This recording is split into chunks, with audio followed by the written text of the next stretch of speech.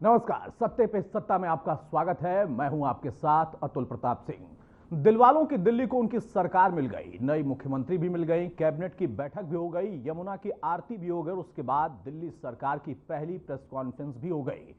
First day ताबड़तोड़ फैसले भी ले लिए गए, जिसमें पीएम मोदी की आयुष्मान योजना, स्वास्थ्य बीमा योजना, जो कि दिल्ली में पॉलिटिकल रीजन के चलते अभी तक नहीं चल रही थी, वो मिलेगी।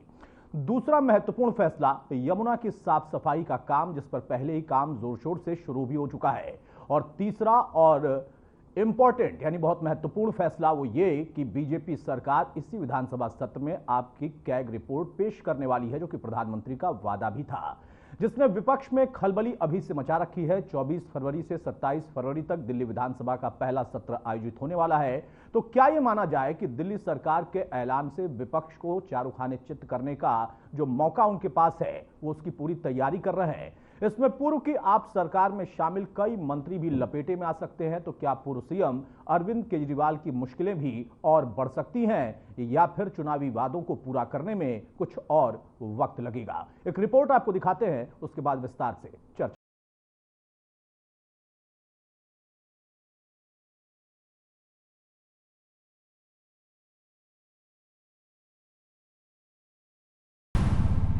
दिल्ली में मैडम सीएम के ताबड़तोड़ फैसले, बुलाया संसद सत्र, कई कर्मचारी निकाले, अब तक के काले चिट्ठों का होगा पर्दाफाश, कैग रिपोर्ट बनेगी किसके गले की फांस। कि मोदी जी की गारंटी नहीं होती, मोदी जी की गारंटी जुमला होती है। कि मोदी जी की बात पे विश्वास नहीं किया जा सकता, क्योंकि मोदी जी ने तो हर मंच पे बोला, बार बार बोला कि पहली कैबिनेट की बैठक में 2,500 रुपए प्रति माह देने की योजना महिलाओं को पास होगी। लेकिन रेखा गुप्ता जी ने मोदी जी को झूठा साबित कर दिया। पहले ही दिन मुख्यमंत्री बनने पर रेखा गुप्ता जी ने जेपी नड्डा जी को झूठा साबित कर दिया। पहली कैबिनेट की मीटिंग पहले दिन शपथ लेते ही दिया है। ये कोई लोग नहीं है, इन्हें कोई अधिकार नहीं है हमसे प्रश्न करने का। इन्हें अपना गिरेबान झांक के देखना चाहिए। दिल्ली की चिंता अब हम करेंगे। मोदी जी के नेतृत्व में दिल्ली के जो अधिकार हैं वो दिल्ली को दिए जाएंगे। कृपया अपना ध्यान रखें, अपनी पार्टी का ध्यान रखें। समझ चुके होंगे कि दिल्ली में नई सरकार बनते ही सियासी पारा हाई है। इन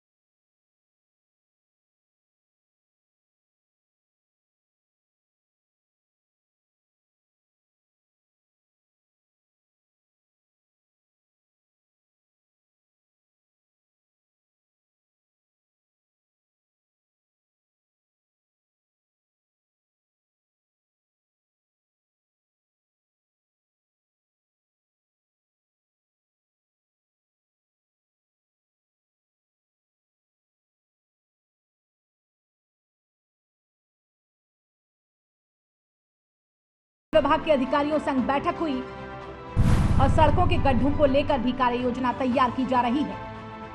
यही नहीं, चर्चा यहां तक है कि केजरीवाल की शीश महल को म्यूजियम बनाने की बातें हिलोरे मार रही हैं। इसके साथ ही दिल्ली सरकार ने 24 से 27 फरवरी तक विधानसभा सत्र बुलाकर सभी विधायकों का शपथ ग्रहण तय किया है और साथ में कैग रिपोर्ट को भी सदन के पटल पर रखने का दावा किया है। यानी दिल्ली सरकार फुल एक्शन के मूड में है। कुल मिलाकर कैग रिपोर्ट पर महासंग्राम तय है। कैग रिपोर्ट से केजरीवाल कैंप में खलबली मची हुई है। पहले भी बीजेपी इस रिपोर्ट को पेश करने पर जोर देती आई थी। सदन में इसे लेकर पहले भी हो हल्ला हुआ था। अब देखना होगा कि भ्रष्टाचार की पोल खोलती इस रिपोर्ट में किस किस सफेद पोश के काले खेल उजागर होते हैं। Bureau report, RN TV। बहरहाल तो सवाल इसी बात का है कि जब कैग की रिपोर्ट आएगी तो मुश्किल किसकी बढ़ जाएगी, लेकिन उसके पहले आम आदमी पार्टी अपनी तरफ से हमलावर हो चुकी है। आम आदमी पार्टी लगातार पहले कि कौन होगा मुख्यमंत्री ये सवाल खड़ा करती है, उसके बाद जब मुख्यमंत्री के नाम का ऐलान हो जाता है तो कहती है कि अब विलंब हो चुका है, सरकार काम करना शुरू करे, शपथ का काम हो चुका है, तो अब सरकार का काम वादों को पूरा करने का है। और तीसरी महत्वपूर्ण बात यह कि अब एक नया आरोप भी आम आदमी पार्टी लगा रही है कि पहली कैबिनेट का वादा प्रधानमंत्री ने, तमाम लोगों ने किया था, खासतौर से प्रधानमंत्री ने, वो आखिर अब तक क्यों पूरा नहीं हुआ। हमारे साथ कुछ खास मेहमान, उनसे मैं आपको तारुफ कराता हूं, चर्चा में आगे बढ़ते हैं। हमारे साथ खेमचंद शर्मा है, प्रवक्ता बीजेपी के, बहुत स्वागत है खेमचंद जी आपका। संजय निगम है, प्रवक्ता आम आदमी पार्टी से, बहुत स्वागत है संजय जी आपका।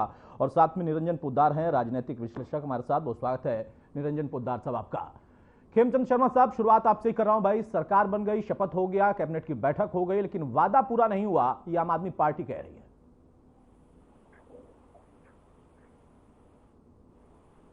चलिए, शायद मेरी आवाज उन तक नहीं गई है। संजय निगम साहब, आप सुन पा रहे हैं मुझे? संजीव निगम, ठीक है। संजीव निगम साहब, जो आरोप आप लोग अभी से लगा रहे हैं कि पहली कलम का या पहली कैबिनेट का वादा था, क्या वाकई वो आरोप लगाने के लिए लगा रहे हैं या उन्होंने वादा किया था उसको याद दिला रहे हैं? नहीं, ये अगर प्रधानमंत्री साहब ने कोई बात कहा है, उन्होंने गारंटी दी है, तो फिर गारंटी का मतलब क्या रह गया? उन्होंने कहा था हम पहली बैठक में ऐसा करेंगे कैबिनेट की, तो कैबिनेट की पहली बैठक तो हो चुकी। तो प्रधानमंत्री जी को तो रेखा गुप्ता जी जो नई मुख्यमंत्री दिल्ली की चुनी गई हैं, उनको उन्होंने झूठा साबित कर दिया। राष्ट्रीय अध्यक्ष जेपी नड्डा साहब को भी झूठा साबित कर दिया। भाई आप क्या करते हैं, कब करते हैं, वो ठीक बात है, आगे की बात है। प्रधानमंत्री महोदय ने जो बात कही थी कि पहली बैठक में हम ऐसा करेंगे, वो तो नहीं हुआ। आप आगे कर दे, अच्छी बात है, जो भी कुछ हो आगे की बात है, लेकिन आपने उन्हें तो झूठा साबित कर दिया। कहा मोदी की गारंटी तो नहीं रही। जो बातें आपसी जी ने बताई है उन्हीं बात को मैंने कहा है, आपको याद दिलाया है, कोई गलत बात तो मैंने की नहीं है।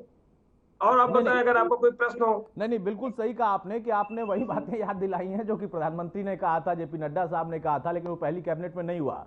पोद्दार साहब, निरंजन पोद्दार साहब, मेरी आवाज आ रही है आपको? जी, मेरे को आ रही है। पोद्दार साहब, ये बड़ा मुश्किल हो गया, प्रधानमंत्री के वादे को झूठा साबित कर दिया नई सरकार ने, नई मुख्यमंत्री ने। क्या वाकई ये वादा चुनावी वादा तक ही रह गया था, या जो उम्मीद पाल बैठी थी आम आदमी पार्टी की, भले हम सत्ता में नहीं आए लेकिन दिल्ली की जनता का, महिलाओं का भला तो हो जाएगा, या कैबिनेट की कल की बैठक में और आज ताबड़तोड़ जो मुलाकात राष्ट्रपति, उपराष्ट्रपति और शाम को प्रधानमंत्री से होने वाली है नई मुख्यमंत्री की, उसमें उन वादों को पूरा करने का खाका वो लेकर जाएगी? देखिए रुद्र जी, मेरा ये मानना है कि आम आदमी पार्टी के अंदर कहीं ना कहीं कुछ ना कुछ गड़बड़ है। और वो इसलिए मैं ये बात कह रहा हूँ क्योंकि देखिए, जिस तरीके से अभी ये मुद्दा उठाया गया है, अभी सबको इस चीज का पता है। क्योंकि राजनीतिक गलियारों के अंदर होता क्या है कि आप क्या बोल रहे हैं वो जनता तक कितना चिपक रहा है, यानी कि जनता के मन में वो कितना घर कर रहा है, ये सबसे महत्वपूर्ण बात है। आज अनपढ़ से अनपढ़, जिसको कहते हैं नासमझ आदमी भी ये समझता है कि भाई जिस तरीके से अभी सरकार का गठन हुआ है, अभी वो अपनी कुर्सियों पे बैठे नहीं, अभी उन्होंने जिसको कहते हैं फॉर्मल मीटिंग कैबिनेट की उन्होंने करी है, और जो 2500 रुपए वाला वायदा है वो आप ये मान के चलिए कि भाई उसके अंदर पिछले 27 वर्षों से सरकार में नहीं आए, जो लाभार्थी होंगी उस 2500 रुपए की, उनका एक डेटा एनालिसिस करना पड़ेगा, कितने लोग, कितनी महिलाओं को 2500 रुपया देना है, और वो उन महिलाओं को किस तरीके से, उनका हमारे पास कितना डेटा बेस है, यानी कि डीबीटी के थ्रू देना है तो डीबीटी के अंदर डेटाबेस भी होना चाहिए सरकार के पास, सारी चीजें हैं। लेकिन ये जो अति उत्तेजना है, कहीं ना कहीं मुझे ऐसा लग रहा है कि शायद आतिशी जी या तो धरातल से कट गई है, या फिर आम आदमी पार्टी के अंदर कुछ जिसको कहते हैं पॉलिटिकल माइलेज लेने की एक होड़ सी चल रही है।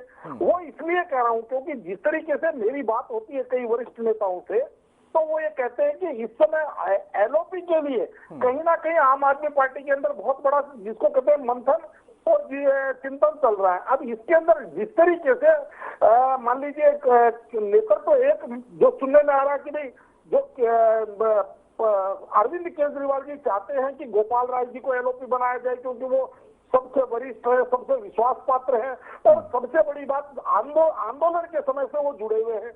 इधर आतिशी जी चाहती हैं कि वो एलओपी यानी कि पॉलिटिकल माइलेज या यूं कहें कि अब आम आदमी पार्टी की हाईजेकर हो जाए, तो कहीं ना कहीं इसी चीज के अंदर वो अति उत्साह है। और मेरा ये मानना है कि इतना अति उत्साह करने से आपकी प्रतिष्ठा बढ़ती नहीं है, कहीं ना कहीं इसको वही उसी राजनीति का एक नहीं। तो पोद्दार साहब, आप राजनीतिक विश्लेषक के तौर पर, एक वरिष्ठ पत्रकार के तौर पर, और आप जो कह रहे हैं कि लोगों से चर्चा भी होती है, क्या आपको लगता है कि पार्टी लाइन से हटके प्रेस कॉन्फ्रेंस कर रही है आतिशी?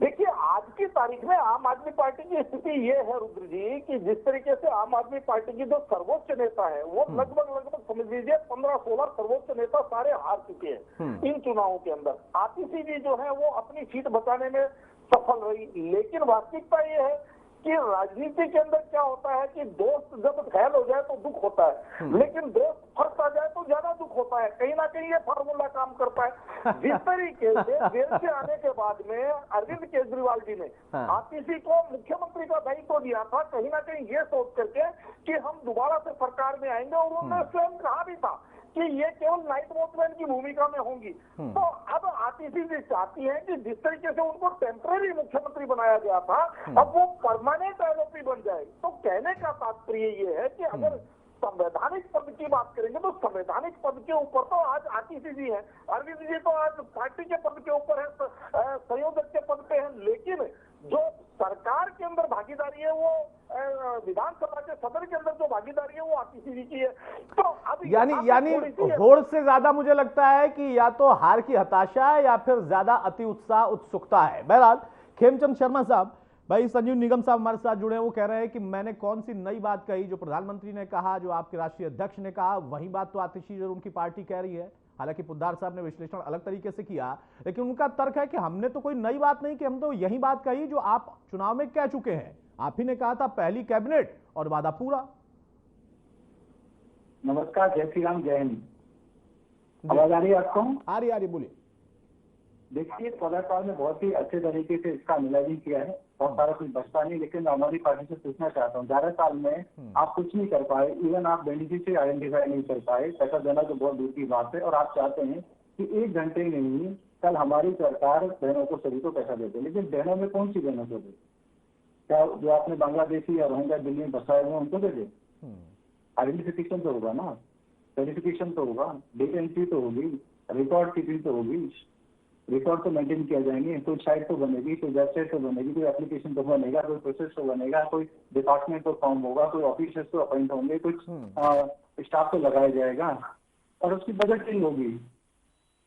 ये सारा काम होगा, हमारी प्रॉमिस हम जरूर पूरा करेंगे। हम आपकी पंजाब की सरकार की तरह ऐसे नहीं 3 साल तक लटकाएंगे, या फिर दिल्ली की सरकार की तरह जो 11 साल तक कुछ नहीं किया। ये मोदी की सरकार है, ये बीजेपी की सरकार है, ये रेखा जी की सरकार दिल्ली में है, ये काम करेगी, करके दिखाएगी। जो संभव था टेक्निकली वो पहले दिन किया। आयुष्मान भारत कार्ड पहले दिन से यहाँ पे लागू कर दिया है, लगभग 70 लाख लोगों को फायदा होगा जो अपना आयुष्मान भारत कार्ड बनवा सकते हैं, यूज कर सकते हैं, उपयोग कर सकते हैं, और उसका सीसी का फायदा। अब केजी की रिपोर्ट प्रस्तुत की जाएगी, जितने भी इनके काले कारनामे हैं वो लोग इनके सामने आएंगे, और एक पैसे की वसूली होगी, पैसों की वसूली होगी। हर एक पैसे को, एक पाई को गरीबों की भलाई के लिए लगाया जाएगा, और जितने भी हमारे वायदे हैं अच्छे साथ इम्प्लीमेंट होंगे। मैं आम आदमी पार्टी से अनुरोध करना चाहता हूँ, लोग आप पे हंस रहे हैं, पहले दिन से इस तरीके की बातें करेंगे तो लोग आप ही को सवाल पूछेंगे 11 साल में क्या किया, 3 साल में पंजाब में क्या किया। अभी कुछ समय दो और आपको सारी चीजें होती हुई दिखेंगी। बहुत सारी चीजें ग्राउंड पर होती हुई दिख रही हैं।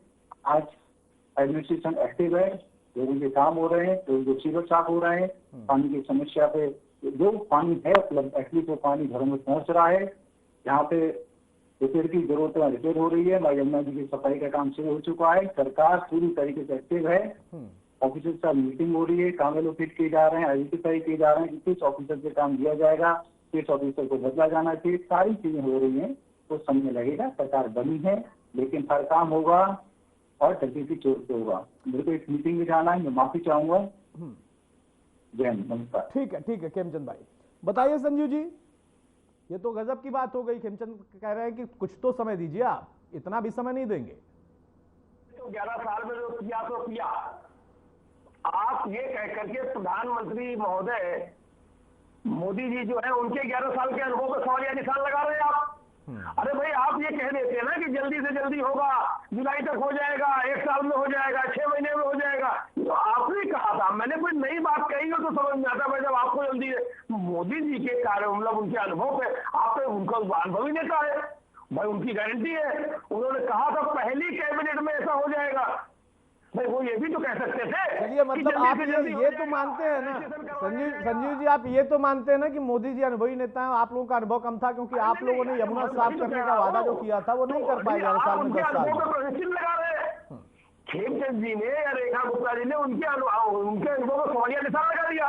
इसका मतलब या तो उनके अनुभव में कहीं कमी है, उन्होंने जो बात कही उन्होंने सोच समझ के नहीं कही, ऐसे हवा में कह दी, ऐसे जुमले में कह दी। उनको ये नहीं मालूम था कि इसके रजिस्ट्रेशन भी होते हैं, इसमें कुछ और भी काम होता है, तब जा करके। तो अगर उनको ऐसा कह सकते थे कि वो अगले 6 महीने के अंदर आप लोगों ने रजिस्ट्रेशन करा रखा था संजीव भाई। अरे भाई, आम आदमी पार्टी तो कर ही रही थी, या उनको ये डेटा दे दीजिए ना उनको, फिर सुनिए डेटा आप दे दीजिए उनको, उनका काम आसान हो जाएगा ना भाई। आप भी जनता का भला चाहते हैं, वो भी जनता का भला चाहते हैं। आप 2100 दे रहे थे, वो 2500 देने वाले थे, तो डेटा तो कम से कम दे दीजिए। 2100 तो दे नहीं पाए, डेटा ही दे दीजिए, उनका काम आसान हो जाएगा।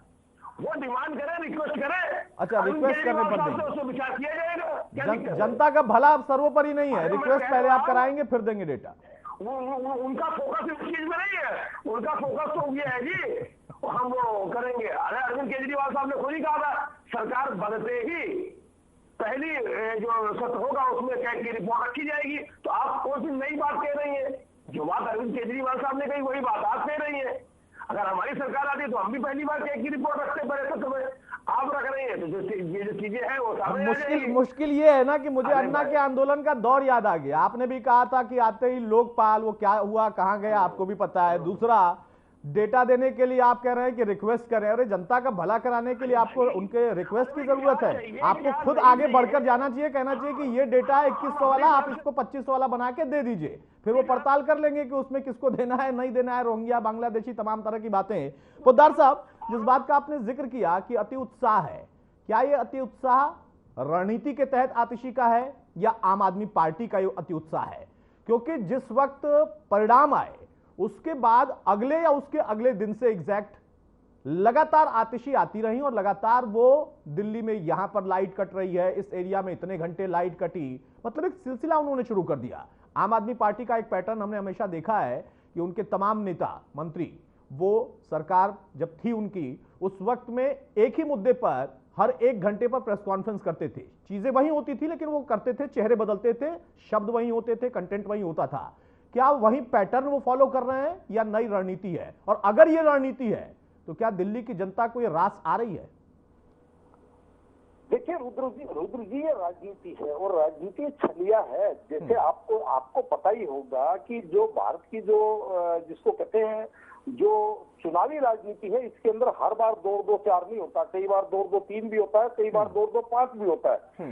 आज जिस तरीके से आम आदमी पार्टी की परिस्थितियां हैं, आतिशी जी सीधी सी बात है, मैं आपको स्पष्ट शब्दों में बता रहा हूँ, आतिशी जी कहीं ना कहीं अपने वर्तमान केंद्रीय नेतृत्व को जिताना चाहती हैं और वो ये चाहती हैं कि भाई मैं जो है वो आम आदमी पार्टी के सर्वोच्च नेता बन जाऊं। और वो इसलिए मैं बात कह रहा हूँ, स्पष्ट शब्दों में समझिए आप मेरी बात को, कि जिस तरीके से आज की तारीख में आम आदमी पार्टी का शीर्ष नेतृत्व है, आप 1 से लेकर के 15 तक गिनेंगे, सारे के सारे सत्ते में है, सारे के सारे सदमे में है। कहीं किसी का कोई बयान नहीं है, ना कोई अरविंद केजरीवाल जी का बयान है, ना मनीष सिसोदिया जी का बयान है, ना सौरभ भारद्वाज जी का, ना सत्येंद्र जैन जी का, ना गोपाल राय जी का, किसी का कोई बयान नहीं है। लेकिन और कहीं ना कहीं वो इस जो उन्होंने एक वैमनस्य की और जो कटुता की जो राजनीति शुरू करी थी, उन्होंने ये लोग चाहते हैं कहीं ना कहीं अब इसको जो है मुख्य धारा की राजनीति में इसको ले आया जाए, यानी कि वो जो कटुता थी उसकी बर्फ को पिघलाया जाए। लेकिन आतिशी जी नहीं चाहती कि भाई ये कटुता घटे या ये बर्फ पिघले। तो आतिशी जी जिस तरीके से उकसावे की राजनीति कर रही है, जिस तरीके से वही भड़काने की राजनीति कर रही है, वही वैमनस्य की राजनीति को दोबारा से चालू करना चाह रही है, वही जो कटुता की राजनीति। लेकिन हम सिर्फ आतिशी, लेकिन पोद्दार साहब, हम सिर्फ आतिशी को ही क्यों कहें कि वो उकसाने की राजनीति कर रही है, कटुता की राजनीति कर रहे हैं? हम ये भी तो कह सकते हैं ना कि समय चक्र फिर से बदल रहा है। जो अन्ना के आंदोलन से कुछ चंद लोग निकले थे, जिसमें किरण बेदी से लेकर कुमार विश्वास से लेकर जाने कौन कौन थे एक मंच पर, वो धीरे धीरे अलग होते चले गए। प्रशांत भूषण जैसा इतना काबिल अधिवक्ता वो भी नहीं समझ पाया दांव, तो अब वो दांव आतिशी के हाथ में है और केजरीवाल साहब के ऊपर वो दांव चल रही है। निश्चित रूप से रुद्र जी मेरी बात को थोड़ा सा पूरी होने दीजिए। देखिए राजनीति क्या है, क्रेजी बॉल की तरह है। जितनी गति से आप अगर दीवार पे मारेंगे वो उतनी ही गति से वापस आपके पास बाउंस बैक होकर के आएगी। तो आज आतिशी जिस तरीके से राजनीति कर रही है या जिस तरीके से उकसाने का प्रयास कर रही है, कहीं ना कहीं भारतीय जनता पार्टी भी जिस तरीके से इनकी फाइलें मंगवा रही है, चाहे उसके अंदर कैट की रिपोर्ट हो, चाहे जिस तरीके से डीटीसी घोटाला हो, जल बोर्ड घोटाला हो, दवा घोटाला हो, मोला क्लिनिक घोटाला, जिन घोटालों की भारतीय जनता पार्टी बात कर रही है, कहीं ना कहीं भारतीय जनता पार्टी की राजनीति की इस टाइम दो धुरी हो सकती है। एक धुरी हो सकती है वो पूर्व सरकार के करे हुए कामों की जांच करवाना, और एक राजनीति हो सकती है दिल्ली के विकास की। लेकिन अब अगर जिस तरीके से कटुता की राजनीति की जाएगी, वार प्रतिवार की राजनीति की जाएगी, तो भारतीय जनता पार्टी भी वहां पे बाउंस बैक की करेगी। और जिस तरीके से जो मंत्रिमंडल में थे, जो लोग सत्ता में थे, जो लोग जिन लोगों के अधीन काम थे, कहीं ना कहीं उस जांच की चक्की में तो वो पीसेंगे। और अगर मान लीजिए वो सारे के सारे उस जांच की चक्की में पीस जाते हैं, जो कानून की जो जिसको कहते हैं चक्की है वो महीन पीसती है रुद्र जी, अगर वो उसमें पीस जाते हैं तो आतिशी जी को कहीं ना कहीं जिसको कहते हैं ना कि नीचे से ईंट निकालने से ऊपर का कंगोरा गिरता है, उस प्रकार की ये राजनीति है। तो कहीं ना कहीं मुझे ऐसा लगता है कि आम आदमी पार्टी के अंदर अभी इन चीजों के लिए बहुत मुश्किल का दौर है। क्योंकि अभी जिस तरीके से आप देखेंगे कि कल सरकार गवर्न हुई है और आप भी एक चीज को समझते हैं, जब आप शो शुरू करने के लिए अपनी सीट पर बैठते होंगे तो पहले आप अपनी ईपी चेक करते होंगे, आप अपना माइक चेक करते होंगे, आप अपना डायरेक्शन चेक करते होंगे, उसके बाद में आप अपना प्रोग्राम शुरू करते हैं। और ये कहते हैं जी आप चलते चलते 2500 रुपए बांट दीजिए, मेरी जेब से निकाल करके किसी के दूसरे के हाथ में पकड़ाने वाली बात थोड़ी है।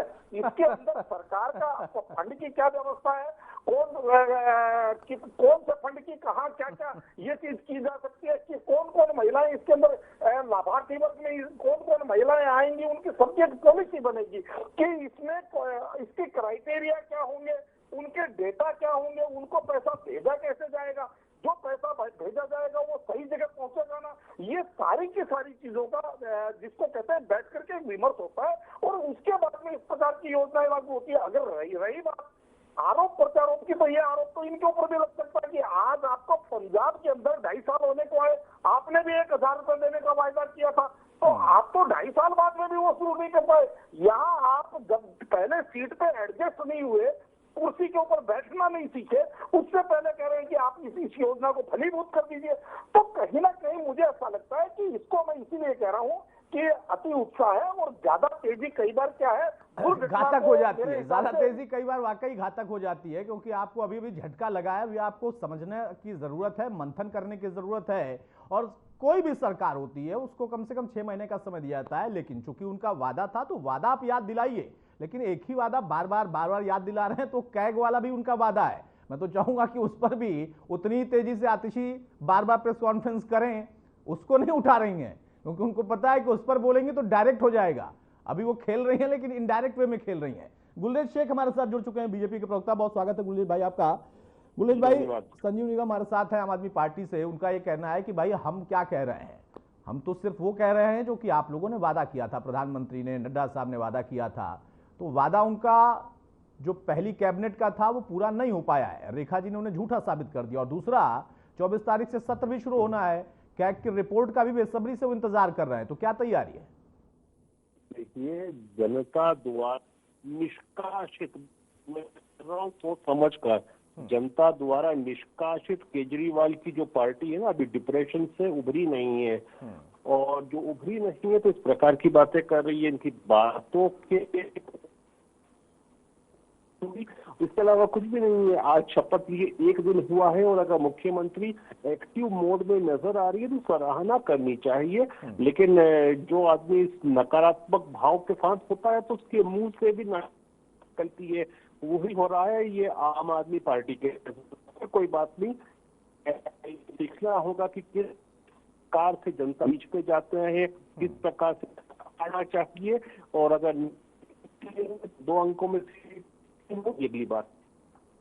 ठीक है, बहुत शुक्रिया गुलेश भाई हमारे साथ जुड़ने के लिए। अब समय की थोड़ी पाबंदी भी है। संजीव निगम साहब, देखिए आपने बीजेपी के प्रवक्ता को भी सुन लिया और पोद्दार साहब का विश्लेषण भी आपने सुन लिया। मेरा सवाल यह है कि आप उनका वादा याद दिलाइए, लेकिन अपने पार्टी की मुसीबत तो मत बढ़ाइए। इतना बार बार याद दिलाएंगे तो कैग वाली रिपोर्ट के भी आपको जिक्र करना पड़ेगा। आतिशी जी उसका जिक्र नहीं कर रही है, आपने भले एक बार जरूर कर दिया। अगर मान लीजिए वो आ गई तो फिर आपको लगता है कि मुश्किल बढ़ेगी कि नहीं बढ़ेगी? पोद्दार साहब ने इतने अच्छे से समझाया, हमें तो कोई शिकायत नहीं है। पोद्दार साहब ने जो बात पोद्दार साहब ने कही बिल्कुल सही बात कही है। अगर यही बात कहते प्रधानमंत्री महोदय तो हमें कोई दिक्कत थोड़ी होती। मतलब आतिशी जो है बढ़ा रही है मुसीबत अरविंद केजरीवाल की। पोद्दार साहब ने ये कहा था। पोद्दार साहब की बात 100% सही है। क्या अगर यही बात ये छोटी सी बात है, पूछ रहा हूँ तो क्या आतिशी जो है पार्टी के शीर्ष नेताओं की मुसीबत बढ़ा रही है? पोद्दार साहब ने ये कहा था। नहीं, वो ये कह रहे थे कि इसमें जो है समय लगता है, इसमें जो है लिस्ट बनानी पड़ती है, ऐसे आप कैसे कह रहे हैं? तो मैं वही बात तो कह रहा हूँ, प्रधानमंत्री ये कहते हैं कि नहीं भाई हम 6 महीने के अंदर कर देंगे, तो हम क्यों कहते हैं? आप हमें क्यों आप कह रहे हो कसूरवार? अगर प्रधानमंत्री कहते हैं कि नहीं पहले 6 महीने में कर देंगे। सार्थक एक चर्चा कर रहे हैं, कसूरवार तो कहने का कोई अधिकार हमारे पास नहीं है। मैं ये पूछ रहा हूँ संजीव भाई, मैं ये पूछ रहा हूँ, पोद्दार साहब ने बोला कि लिस्ट बनने में टाइम लगता है, आपने कहा कि रिक्वेस्ट करते तो हम दे भी देते, मैंने मान लिया। 2 सवाल हैं। पोद्दार साहब ने यह भी कहा कि यह अति उत्साह है और वो अति उत्साह आतिशी का है, ना कि आम आदमी पार्टी का है। बाकी नेता साइलेंट मोड में है, वहीं अकेले प्रेस कॉन्फ्रेंस कर रही है लगातार। दूसरा, उन्होंने यह भी कहा कि कैग की रिपोर्ट का भी वादा है, तो क्या बेसब्री से उसका भी आपको इंतजार है?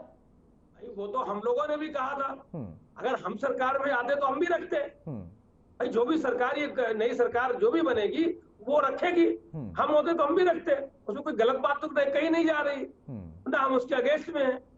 अगर हम आते तो हम भी रखते, रखी जा रही है, उसका स्वागत है। उसमें चर्चा होगी, उसमें बहस होगी, जो भी बातें होंगी, और क्या है उसमें? कोई नई बात थोड़ी है। आप जो है आतिशी वाला सवाल फिर आप सुन नहीं पाए लग रहा है, मैं दोहराता हूं। वो आतिशी क्या पार्टी लाइन से अलग चल रही हैं? नहीं, अलग कैसे कोई चल सकता? सब साथी सब एक है, अलग कोई कैसे चलेगा? नहीं, आपकी पार्टी में बहुत लोग अलग हो गए। जब पार्टी बनी थी आपकी, बहुत सारे आपके साथी थे, अलग हो गए। शायद वो दौर फिर से वापस आ सकता है, इसकी आशंका जाहिर कर रहे थे। आप सामने वाले में भी जरा देख लीजिए। नहीं, सबने, मैंने तो कहा सबने। तो आपके यहाँ ऐसा नहीं है कि आपके यहाँ नहीं है, सब में, सभी पार्टियों में आपके यहाँ भी है। आपके यहाँ का एक्सपीरियंस ताजा है ना, तो सबसे ज्यादा लोगों को याद रहता है 10 साल की पार्टी, और उसी के बाद फिर इस तरीके का परिणाम। बहरहाल पोद्दार साहब, देखिए संजीव जी कह रहे हैं कि हमें किसी चीज से दिक्कत नहीं है भाई, आप 2500 भी दीजिए, कैग की रिपोर्ट भी लाइए, हम चर्चा करेंगे। आप कह रहे हैं कि नहीं, आतिशी कुछ और चर्चा करवाना चाह रही हैं। देखिए ऐसा है निश्चित रूप से रुद्र जी, जब आदमी का संकटकालीन समय होता है तो उस समय उसको आत्मचिंतन करना चाहिए, बैठना चाहिए, उसको साधना करनी चाहिए, उसको कम से कम एक जिसको कहते हैं थोड़ा सा उसको पेशेंस रखना चाहिए। क्योंकि हमारे यहाँ एक चीज और कही जाती है, और कही क्या जाती है, सर्वविदित है कि जो ओवर स्पीडिंग होती है वो कहीं ना कहीं एक्सीडेंट को बुलावा देती है। बिल्कुल। और जिस तरीके से आम आदमी आतिशी जी जिस तरीके से ओवर स्पीडिंग कर रही है, तो ये कहीं ना कहीं मुझे ऐसा लग रहा है कि कहीं ना कहीं ये कहीं पे निगाहें और कहीं पे निशाने वाला मामला है। और रही बात यहाँ पे, देखिए अगर वायदे की बात है तो आपको मैं एक चीज बताऊं, मैं तो उस जमाने को भी याद कर रहा हूं कि जब अरविंद केजरीवाल जी खंभों पे चढ़ करके प्लास लेकर के लोगों के तार जोड़ा करते थे और कहते थे कि भाई जिस दिन मैं सत्ता में आऊंगा आते ही सबसे पहले इन बिजली कंपनियों की ऑडिट करवाऊंगा। भाई साहब 11 साल सरकार में रह के चले गए, बिजली कंपनियों की ऑडिट नहीं हुई। जो बिजली बिल, जो लोगों को बिजली के अंदर कहते थे आपका बिल आधा करवा दूंगा, माफ करवा दूंगा, ऑडिट करवा करके, वो ऑडिट करवा के नहीं करवा, वो लोगों के ऊपर की जेब का पैसा निकाल करके उनके नीचे की जेब में डाल दिया। बस इतना सा फर्क। याद करने को बहुत कुछ है पोद्दार साहब, लेकिन माफी चाहूंगा, अब समय की थोड़ी पाबंदी है। जो आपका विश्लेषण है वो यही कहता है कि असल में अति उत्साह है, और अति उत्साह सिर्फ एक पार्टी की बात नहीं हो रही है, बल्कि एक पार्टी के नेता की बात हो रही है, जो कि ताजा कुछ दिनों के लिए मुख्यमंत्री थी, और उनको जीत तो मिल गई, लेकिन पार्टी के आला जो तमाम नेता थे वो हार गए। और अब वही उत्साह उस पार्टी के लिए मुसीबत भी खड़ा कर सकता है। लेकिन संजीव निगम का कहना है कि हम तो सिर्फ वादे याद दिला रहे हैं। बहुत शुक्रिया संजीव भाई आपका, पोद्दार साहब आपका। तो मौजूदा दौर में जहां 24 तारीख से सत्र की शुरुआत होनी है, उसके पहले जो अति उत्साह आम आदमी पार्टी या आतिशी का है, क्या वाकई जनता उससे कनेक्ट कर पा रही है, या बीजेपी जिस गति से अब काम करना शुरू कर रही है उसका असर दिखाई देगा, ये भविष्य के गर्म में है। नमस्कार।